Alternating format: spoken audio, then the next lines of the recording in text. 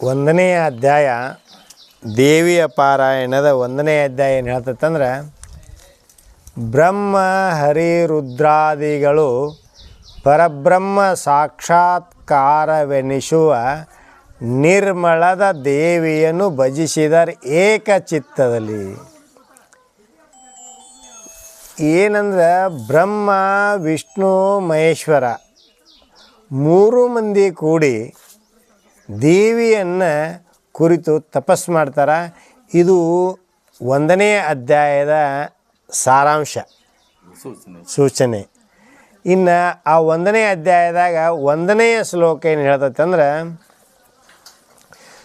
ಸೂತ ಪೌರಾಣಿಕಗೆ ಬಹುವಿಖ್ಯಾತ ಶೌನಕರಗಳು ಅಂದ್ರೆ ನೇಮಿಷಾರಣ್ಯದಲ್ಲಿ ಅತ್ಯಂತ ವಿಖ್ಯಾತ ಪ್ರಖ್ಯಾತ ಮಹಾಜ್ಞಾನಿಗಳು ಋಷಿಮುನಿಗಳಿದ್ದರು. ಅವರು ಸೂತ ಪುರಾಣಿಕರ ಅದ್ರಾಗ ಪ್ರಮುಖರು. ಶೌನಕಾದಿ ಮುನಿಗಳು ಆ ಸೂತ ಪುರಾಣಿಕರಿಗೆ ಹೇಳ್ತಾರೆ ಏನಂದರೆ, ಸೂತ ಪೌರಾಣಿಕರು ಬಹುವಿಖ್ಯಾತ ಶೌನಕರಗಳು ಪ್ರೀತಿ ಪಾವನ ಕಥೆಯೋ ಹೇಳೆಂದೆನಲು ನಸುನಗುತ್ತಾ. ಅಂದ್ರೆ ಅವರು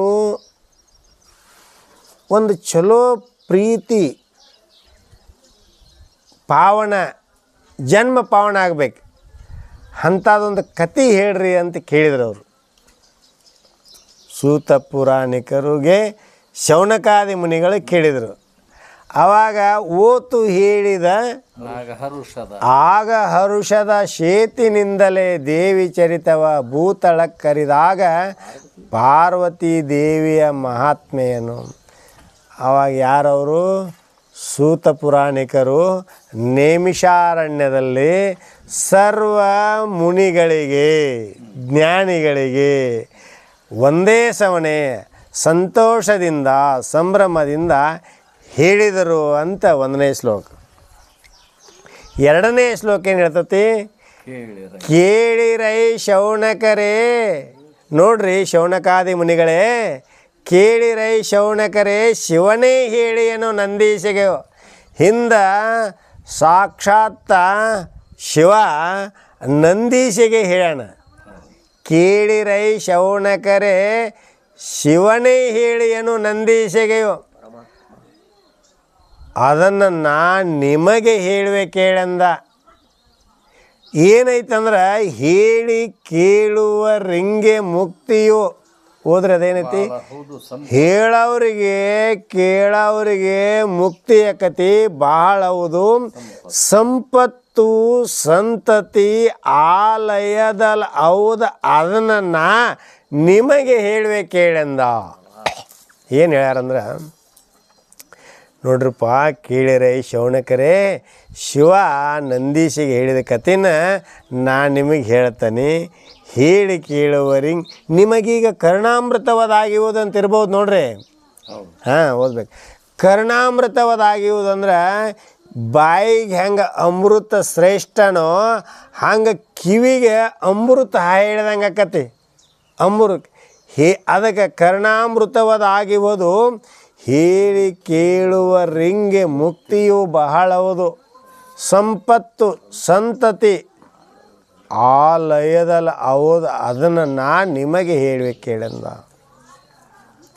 ಹೇಳಕತ್ರು ಕತೆ ಏನಂದ್ರೆ, ಮುಂದೆ ಯಶೋದೈ ಶಿವಪುರವು ಬಹಳ ಶಶಿಯ ಕಾಂತದ ಶಿಲೆಗಳಿಂದಲೇ ಅಸಮಶೈಲದ ಗುಂಡುಗಳು ಅರೆ ಬಂಡೆ ಗಲ್ಲುಗಳು ಮುಸುಕಿರುವ ತಪ್ಪಲಲ್ಲಿ ಕೊಳದೋಳ್ ಬಸಿವ ನೀರೂಟಿಗಳ ತೃಣಗಳ ಕೆಸರುಗಳ ಅಂಶಗಳಲ್ಲಿಂದೆಸದಿತ್ತು ರಜತಾದ್ರಿ.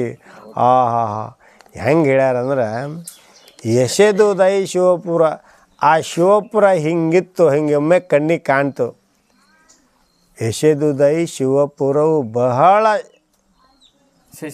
ಶಶಿಯ ಕಾಂತದ ಶಿಲೆಗಳ ಅಂದದಲ್ಲಿ.